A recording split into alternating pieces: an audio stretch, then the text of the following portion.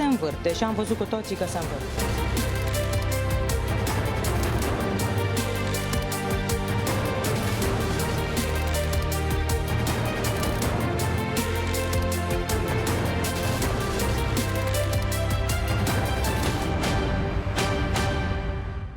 Elena Udrea, condamnată definitiv la 6 ani de închisoare și care a fost prinsă în Bulgaria, a fost audiată la instanța care a judecat cererea de predare către autoritățile românești. Instanța a decis ca Udrea să fie predată Bucureștiului, însă sentința nu este definitivă. Apelul va fi judecat în 14 aprilie, iar până atunci Udrea rămâne în arest în Bulgaria.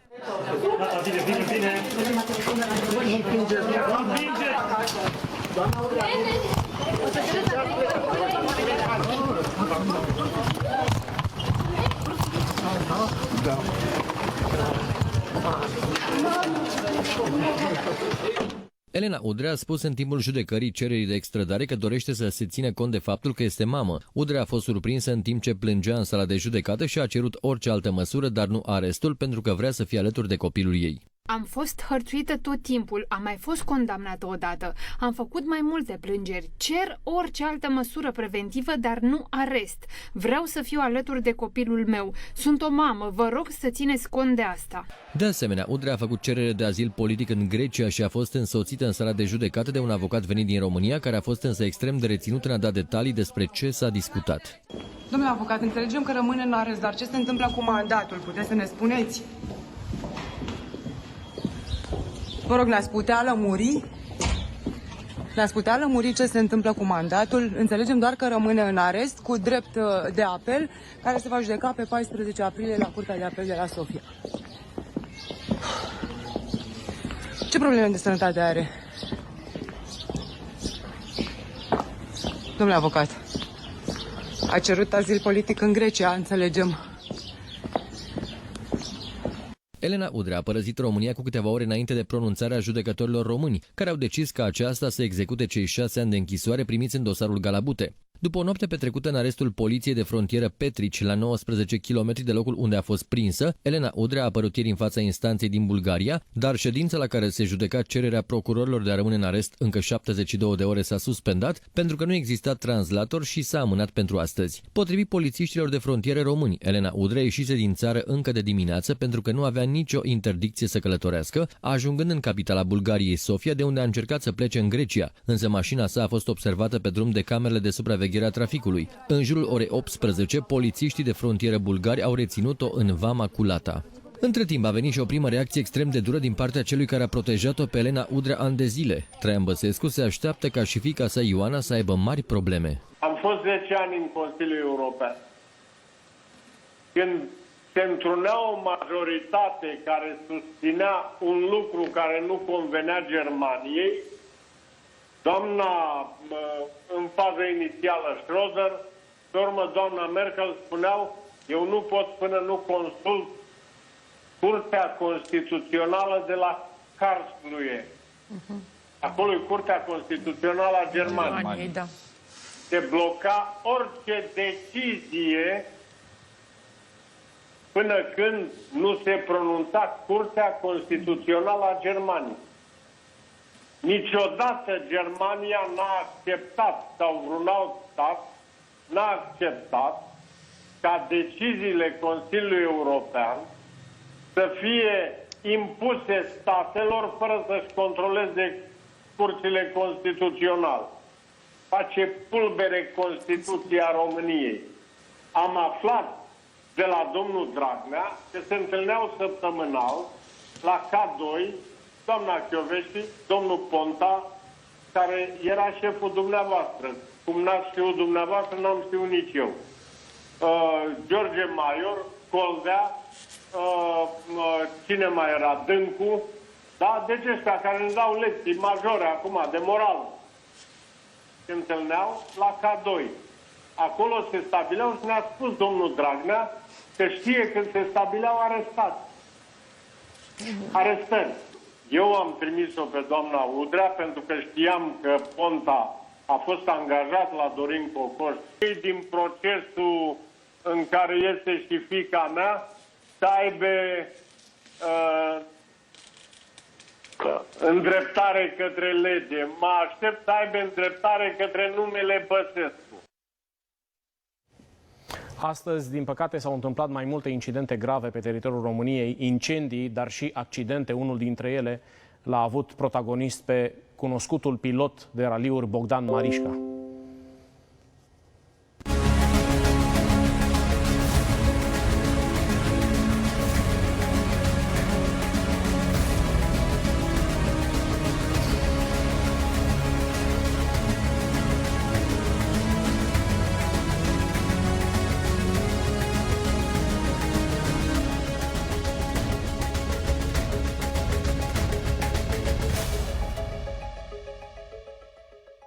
Ziua a început cu un incendiu violent în județul Alba.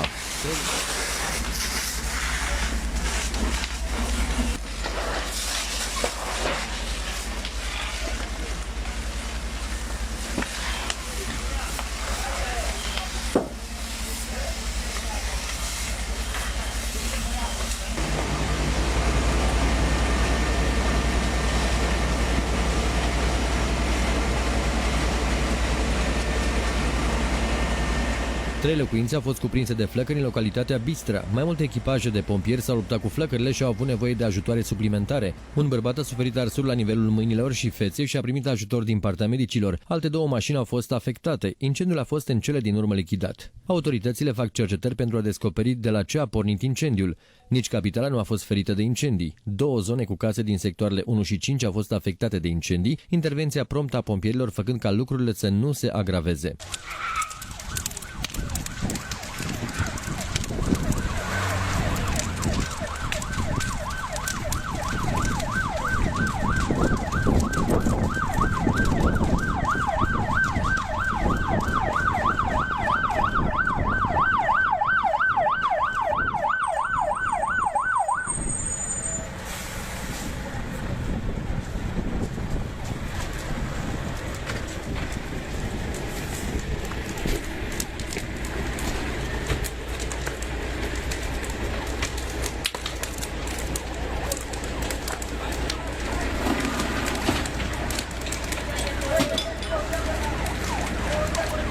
A fost panică și la un centru comercial important din București după ce interiorul clădirii a fost pur și simplu inundat de un fum gros. În supermarket se afla și un senator care a fost evacuat. A fost o emanare foarte puternică de fum gros undeva din acoperișul uneia dintre părți. Pe măsură ce treceau câteva secundele, a început fumul să fie din ce în ce mai gros și mi-am dat seama că poate să fie periculos, inclusiv pericol de intoxicare.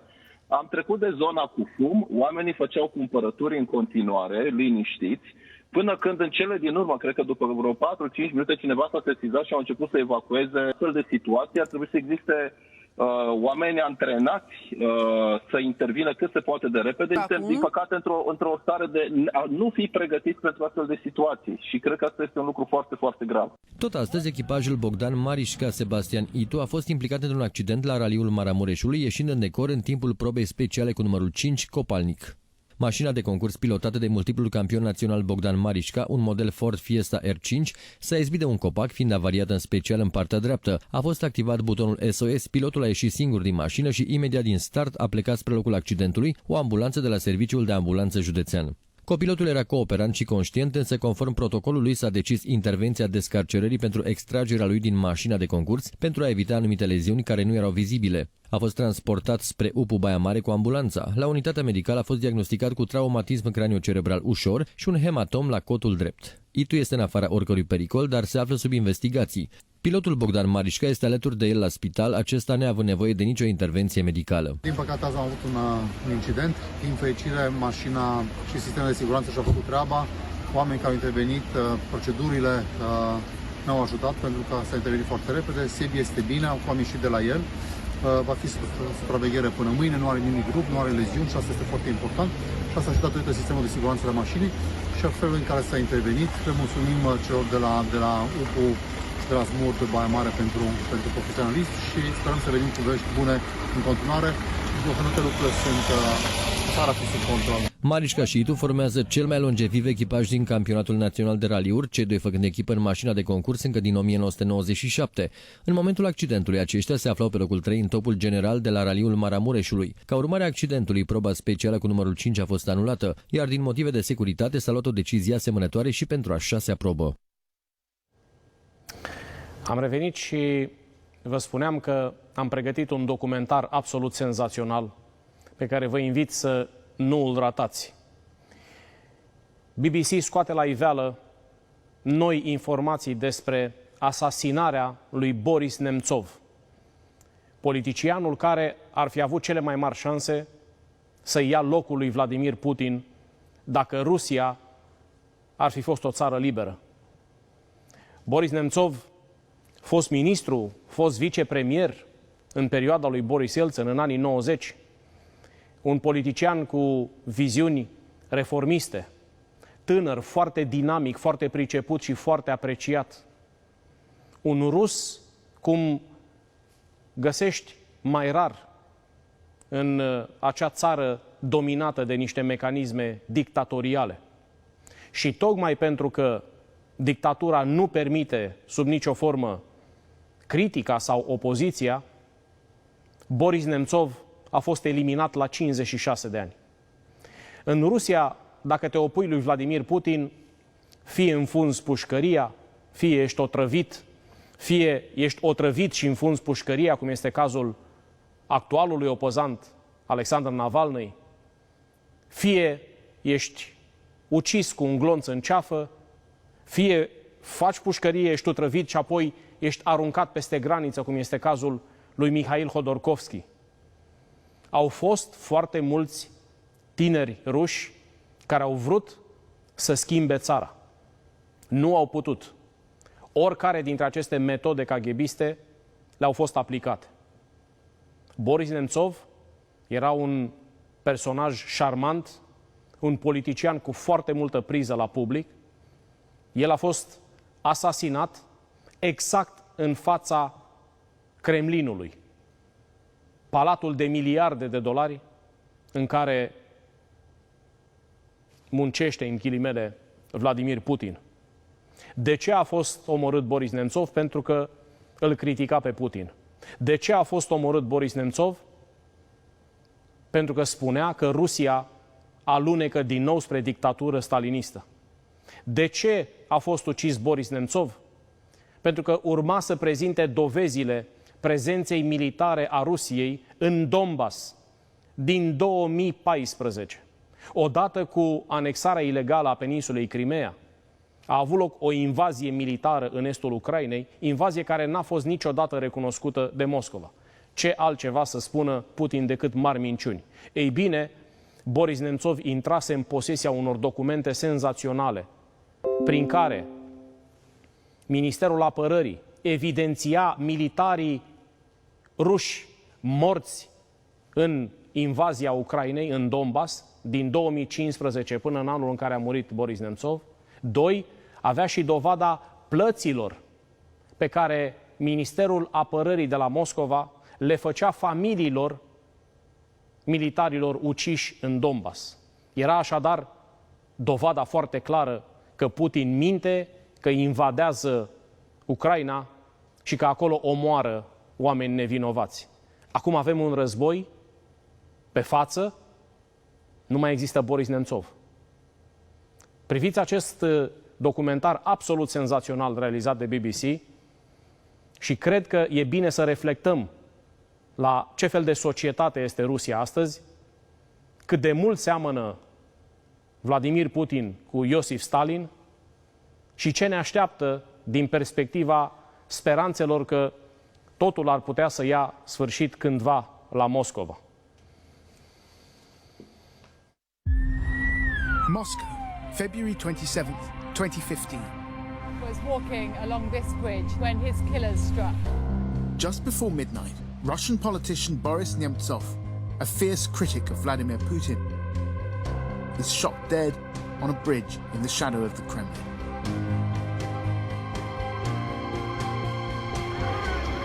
"7 years later, this remains the most important political assassination to have taken place in Putin's Russia. Мы в шоке. Мы плачем всю ночь просто. Это невозможно поверить в это. 7 years later, questions remain about who ordered the killing. Without direct authorization from the top, that is impossible.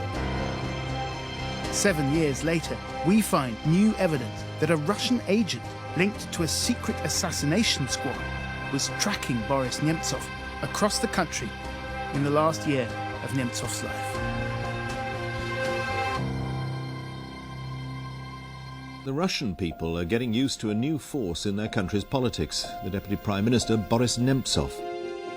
Boris Nemtsov was the star politician of his generation. He burst onto the scene in the 1990s and seemed to embody the hope shared by millions of Russians that a prosperous and democratic country might emerge from the collapse of the Soviet Union. Я вообще убежден, что процветание в стране наступит тогда, когда новое поколение, которое при Горбачеве, может быть, родилось, вот когда эти люди придут к власти, тогда будет настоящий расцвет. By 1997, still in his 30s, he was Deputy Prime Minister. Some believed he would one day be Russia's president. Instead, the country took a different course.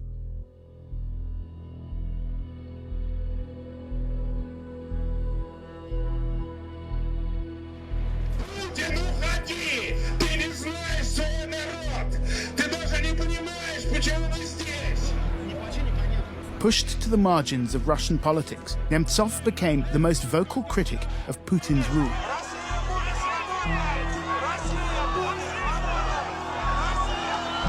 Exposing corruption, condemning abuses of power, defending freedom of expression, even as the country slid into authoritarian rule.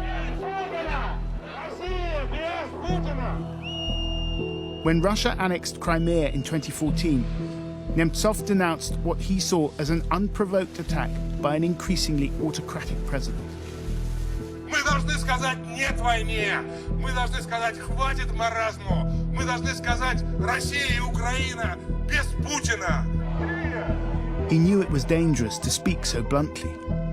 In February 2015, he told a reporter that his mother, who was then 86 years old, had repeatedly warned him, "When will you stop criticizing Putin? He'll kill you." 17 days later, unknown assassins shot Boris Nemtsov 4 times in the back. He died at the scene. Вот крыса. Так стой, стой. It was impossible to imagine that it could happen. Olga Shorina was a friend and colleague of Nemtsov. That their political opponent would be killed, just killed in the center of Moscow. It was impossible. As Russia mourned, Putin vowed to bring the killers to justice. Значит, я уже высказывался по этому поводу. Я считаю, что это абсолютно позорное явление. Трагическое и позорное. 3 days later, the head of the FSB, the country's main security agency, delivered a report that identified the assassins. 5 ethnic Chechens, some linked to the brutal Kremlin-backed warlord Ramzan Kadyrov, were arrested, tried in a military court, and, in 2017, convicted of murdering Nemtsov. For the Russian authorities, the case was closed. But awkward questions remained. Only the immediate perpetrators, and probably not all of them either, faced any kind of justice at all. Vladimir Kara-Murza, a friend and protege of Nemtsov, was among the many Russians who wanted to know who ordered the killing and why.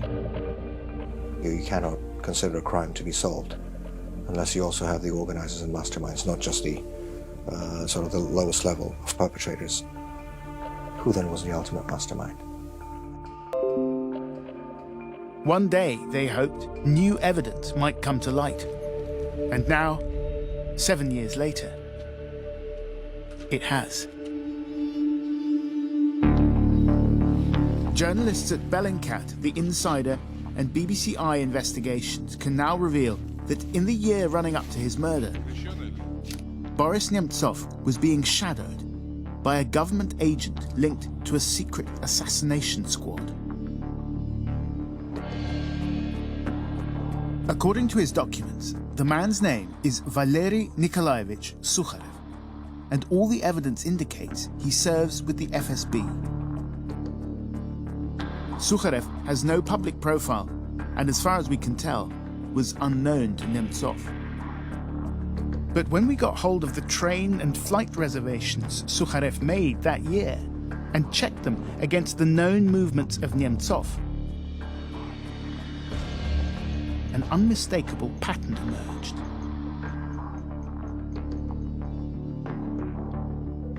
We've reconstructed Nemtsov's movements by cross-referencing his travel booking data against his phone records and his social media posts.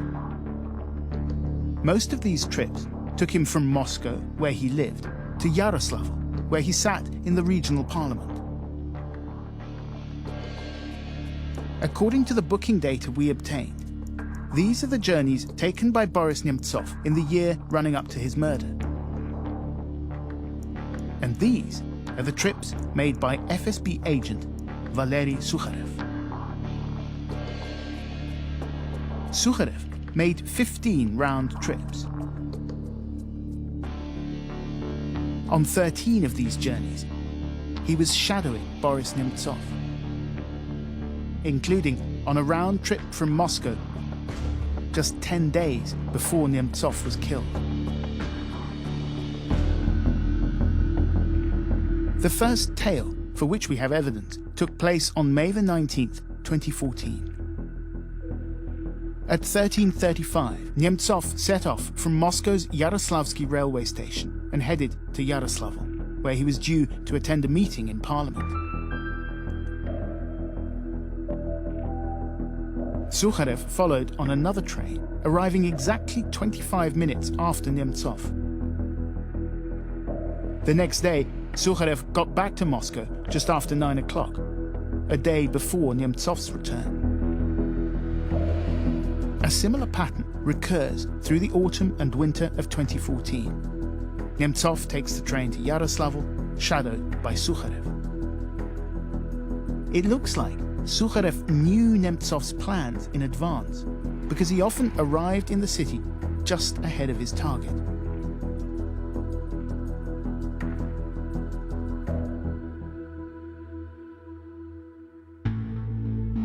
There's a break in Nemtsov's travel pattern.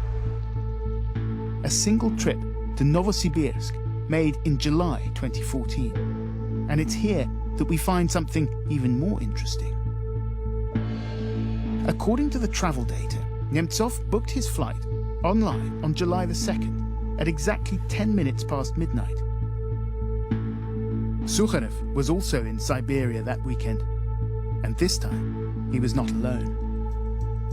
His traveling companion was another suspected FSB operative, Alexei Krivoshokhov. The two agents flew in on July the 4th, just ahead of their target, and returned to Moscow on July the 6th, taking off an hour before Nemtsov. Nemtsov was in Novosibirsk to present a report on corruption in Russia's state-owned energy giant Gazprom. Вместо того, чтобы делать для своей страны что-то полезное, один вред. Значит, Луку мы держим за деньги. We don't know if the two FSB agents attended that speech, but we do know that they'd booked their flights to Novosibirsk at 20 past midnight on July the 2nd, exactly 10 minutes after Nemtsov booked his.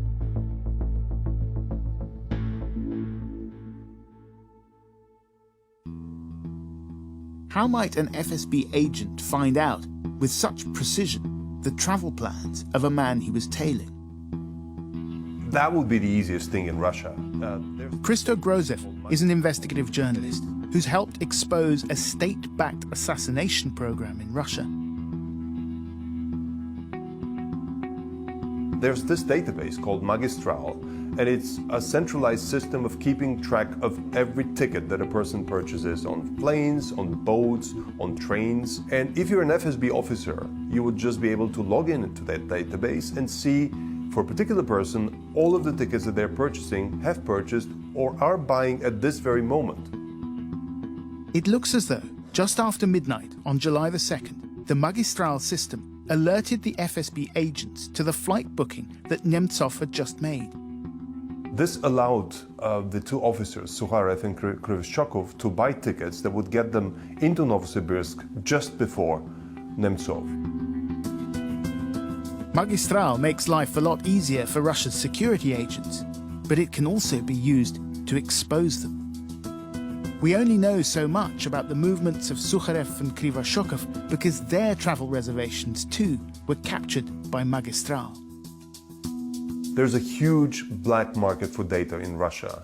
You can, through a broker, buy somebody's passport data, somebody's copy of a driver's license. You can get hold of any data, including the secure FSB data. The records we're using for this story come from multiple sources, including data exported from Magistral by corrupt officials, sold on the black market, and then obtained by Bellingcat, The Insider, and the BBC. Magistral is meant for the FSB officers that are supposed to solve crimes. But the irony here is that in a corrupt society like Russia, this is a double-edged sword, and it allows people like us to actually go and tail these same spies, these same FSB officers. That allows us to actually expose crime that has been committed by them. The last time we see Sukharev shadowing Nemtsov is in February 2015. Both men left for Yaroslavl on Monday the 16th and came back to Moscow the next day. An hour before his train left, Nemtsov posted these photos to Facebook. 10 days later, he was dead. Now, if you know anything about Russia, you might be thinking, of course the security services were keeping an eye on Nemtsov. That's what they do. But Sukharev was not some low-ranking recruit on routine business. According to the US Treasury, the FSB's mandate includes managing internal political threats on behalf of the Kremlin. And in that capacity, Agent Valery Sukharev has been linked to at least 2 apparent assassination attempts, both aimed at prominent critics of Vladimir Putin. The first target was Nemtsov's friend and protege, Vladimir Kara-Murza, who, in the weeks after the shooting, was already pointing the finger of blame towards the Kremlin. First of all, I knew from the beginning that the order to assassinate Boris Nemtsov was given by Vladimir Putin personally. To imagine that the leader of the opposition, the main leader of the opposition, the most prominent, the most effective, the most powerful political opponent of the regime, would be assassinated literally in front of the Kremlin walls, in what is perhaps the most secure area, not just in Moscow, probably in the whole of Europe. And that could happen without direct authorization from the top. That is impossible to imagine, not in the kind of system that Putin built. The Kremlin has always denied any involvement. From February to May 2015, according to evidence previously uncovered by Bellingcat, Kara-Murza was himself shadowed on at least 4 occasions by members of the FSB. On May the 24th, he flew to Kazan, tailed by an FSB team which, the travel records show, included Valery Sukharev. 2 days later, back in Moscow, Kara-Murza collapsed, unable to breathe. And then within hours I was in intensive care on life support with a multiple organ failure, in a coma, with doctors telling my wife that I had a 5% chance to survive. So I knew, of course, from the very first moment what it was. I knew this was done by the FSB because they have a decades-long track record of poisoning political opponents of the Kremlin. 2 years later, Vladimir Kara-Murza was poisoned for a second time. Again, he'd been tailed by FSB agents. Again, he ended up in a coma. Again, he survived. The second target has been described as the man Putin fears most, Alexei Navalny, the opposition leader whose anti-corruption videos have reached millions of young Russians. Путин и его группа воров хотят пожизненной и бесконтрольной власти. Представляем вам самый секретный дворец в России. Дворец Путина под Геленджиком. Подписывайтесь на наш канал, здесь говорят правду. Time and again, Navalny has transformed online outrage into real-world protests, threatening the regime and leading directly to his own arrest and imprisonment. In 2020, Navalny was poisoned using Novichok, a nerve agent developed in the Soviet Union and banned under international law. Я знаю, кто хотел меня убить. Я знаю, где они живут, я знаю, где они работают, я знаю их настоящие имена, я знаю их поддельные имена. У меня есть их фотографии. Bellingcat established that back in 2017, Navalny had been tailed during his election campaign by an FSB team that included, once again, Valery Sukharev. Sukharev was not part of the ground team that followed Navalny across Russia 3 years later, in the weeks leading up to the attempted assassination. But he was in phone contact with at least 4 members of that team, as well as with an FSB officer further up the chain of command. Phone logs reveal that in the months immediately before the poisoning, Sukharev exchanged almost 150 phone calls or texts with those 5 members of the Navalny assassination squad. The attempted murder of Alexei Navalny, in combination with his own poisoning, brought Vladimir Kara-Murza to a shocking conclusion. In the 21st century, in a European country, there's a professional squad of assassins in the employment of the state whose job it is to murder, physically eliminate political opponents of the government. This is our reality in Russia under Vladimir Putin. Now, this investigation has revealed that a man deeply connected to that assassination squad, and perhaps in the case of Navalny, among those coordinating it, was tracking Boris Nemtsov across Russia in the months, weeks, and days leading up to his death.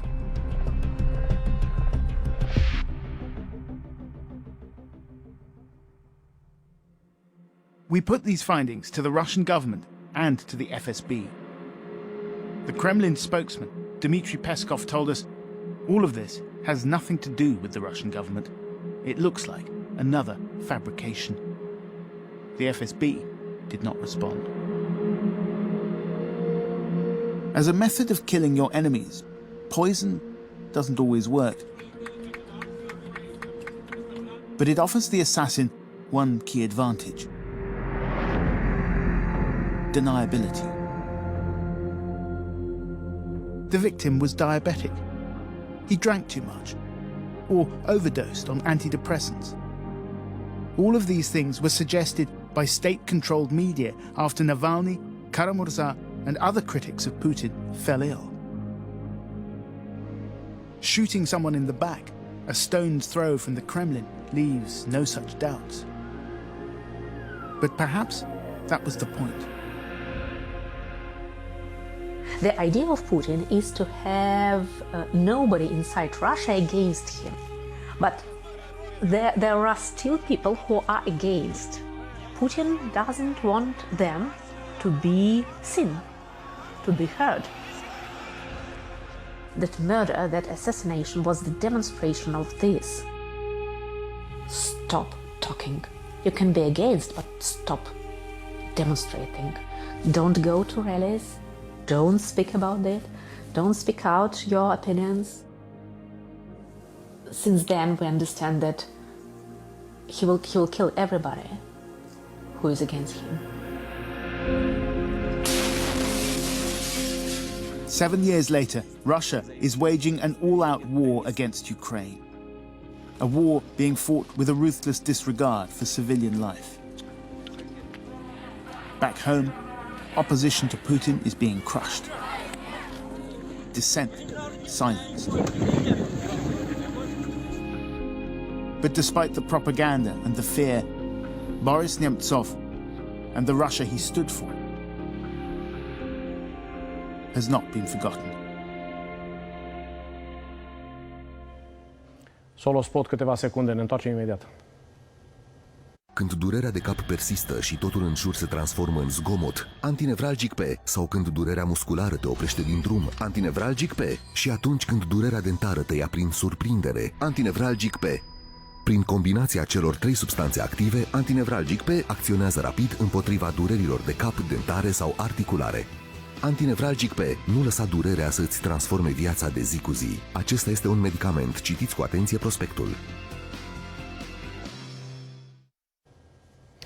Presa britanică scoate la iveală una din cele mai grave probleme nerezolvate ale României. Traficul de copii și exploatarea tinerelor fete pentru prostituție forțată, în bătăi, în crime. Ceea ce scoate la iveală presa britanică este încă un semnal de alarmă pentru rețelele criminale care patronează România și care au ramificații transnaționale. Să urmărim. Am fost doar un copil, am avut 12 ani. Da, eram doar o sclavă pentru ei. In every corner of the UK, women and girls are being kept as slaves and sold for sex. They are brainwashed, they are programmed. Romanian girls are big business. I have a 13-year-old girl right here who's desperately trying to get back to her 52-year-old lover boy. You're actually police officers. It's okay, don't worry, don't be scared. With police in the UK struggling to cope, I'm on a journey through Romania to find out why this brutal trade is thriving. Sunt domnișoara, am 15 ani și am fost sechestrată de către un domn. A venit, veniți repede, vă rog.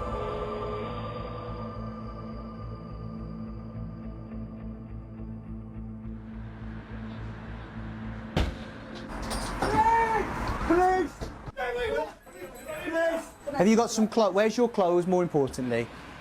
This is a rescue mission. So there's 4 Romanian girls in there, all basically in their lingerie.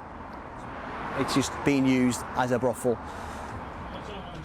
24 missed calls. They've been constantly going off. Police suspect the women have been trafficked to the UK and forced into prostitution. They take them to safety. Who does she pay the rent to then? That girl is back in Romania. Do you know her name? The stories are similar, but they're not. They are all saying they pay different money. They're all saying they pay different people. It does raise concerns for me that someone is potentially in control of that address. But the girls won't say they've been trafficked. And because sex work is legal in the UK, the officers now have no choice but to take them back to the house. This is a familiar story.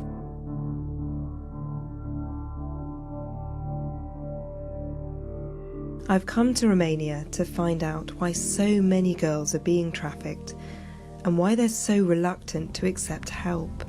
Okay, you come in. At this children's shelter, they've all been lured into the sex trade by traffickers pretending to be in love with them. The lover boy method is the most horrible method of recruiting girls. There are recruiters in the schoolyards. They are planted in the school. And they talk to the girls. This guy comes and tells them, I love you so much. You are so beautiful. You are so smart. They want to believe it. It's easy to believe. Mami, mi se termină gelul de duș și șamponul. I have a 13-year-old girl right here who's desperately trying to get back to her 52-year-old lover boy. When she runs away, she tells the police, I want to go to my lover boy. He's 52 years old. I love him.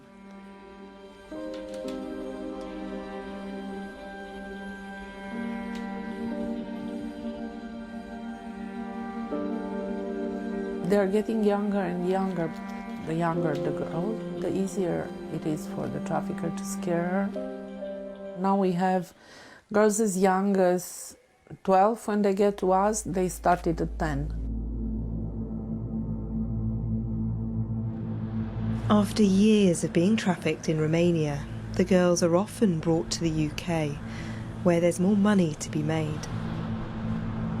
Am dat în hemoragie. Pur și simplu nu puteam să merg, nici în genunchi nu mai puteam să merg.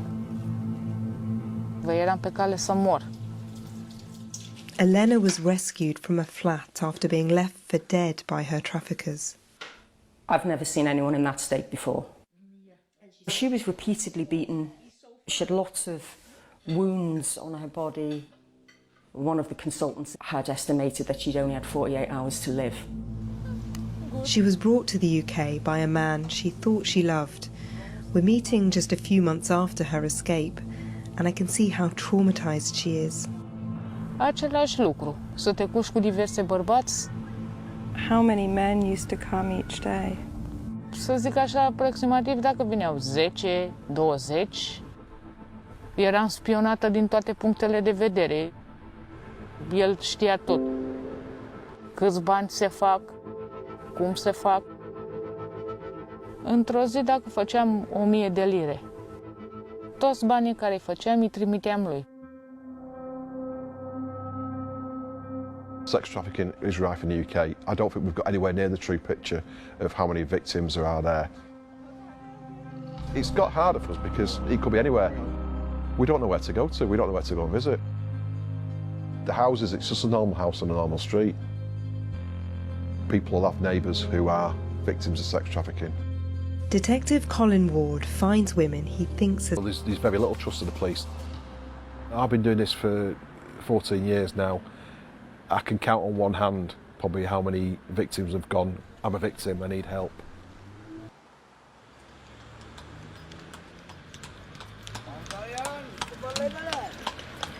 I want to understand why Romanian women distrust the police so much. And so I've come to meet a family with a remarkable story.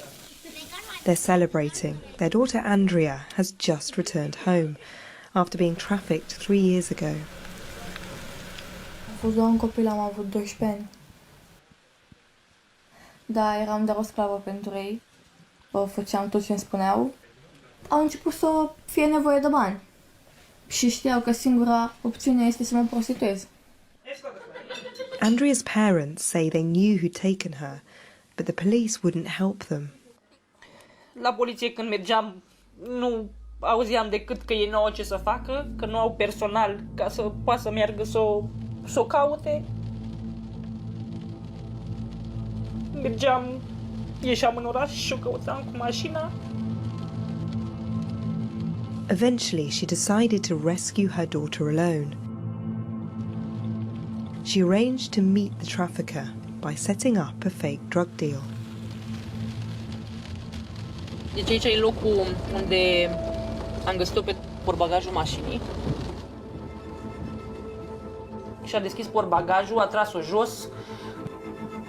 Ea era drogată. Vreau să vă spun că în portbagaj era drogată, nici nu putea să stea în picioare. Și acum, dacă mi-aduc aminte, văd acele momente în fața ochilor.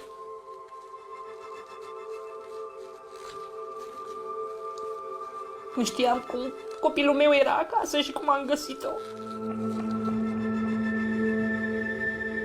Can you imagine somebody go to the school, take your child, you go to the police, nothing happened, you go next day to the city and the drug dealer smile in your face. How do you feel? The local police force have told us they did look for Andrea, and they referred her case to a specialist anti-trafficking team.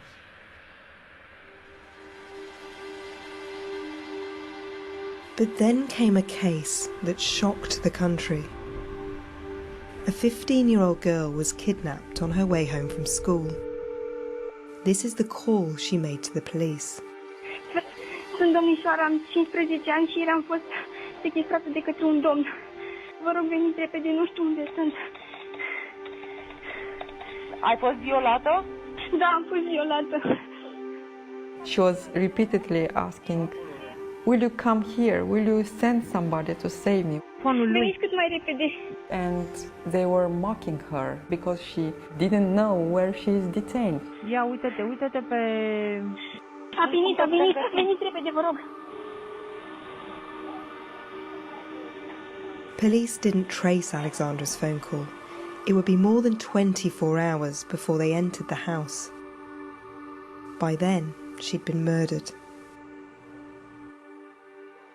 The policemen in Romania, they usually don't pay much attention when a girl is missing because they think it's about human trafficking, and the investigation ends here.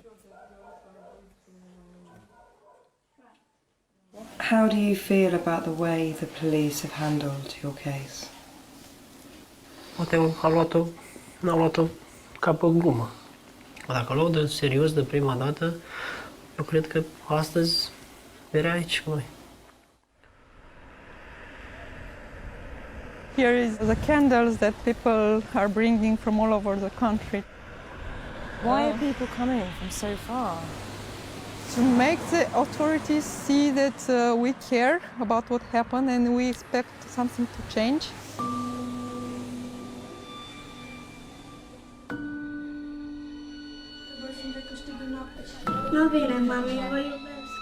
What's happened to her trafficker? Nothing. Nothing happened to the trafficker. I mean, the mother went and filed a complaint. Where is he? But he's at home, doing fine. Yes, in my opinion, he should be charged and sentenced. He's 52 and she's 12.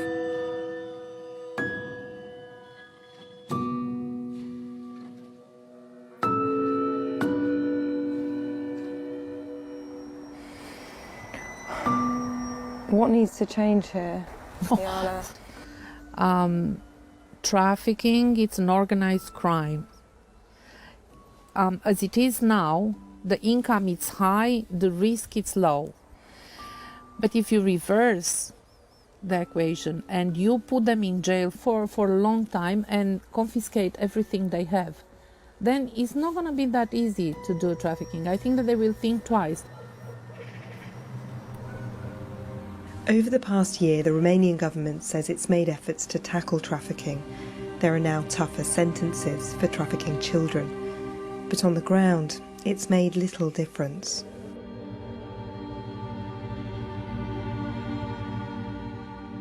I get a phone call from Andrea's father, who's working in London. Hi. Oh. How are you? How is your daughter? They took her again. We find out they are the same guys. It must be so hard to have this happen again. Yes, we sold everything, our company from Romania, to save our daughter. To stay home almost 2 years, to stay and save my daughter. So the minute you left, they came for her? Exactly.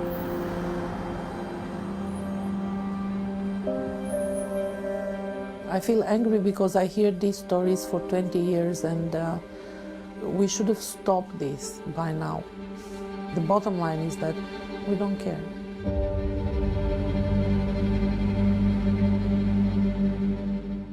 Aici se încheie punctul de întâlnire. Rămâneți cu Antena 3, urmează Andreea Sava. Ne revedem mâine la ora 21. O seară bună!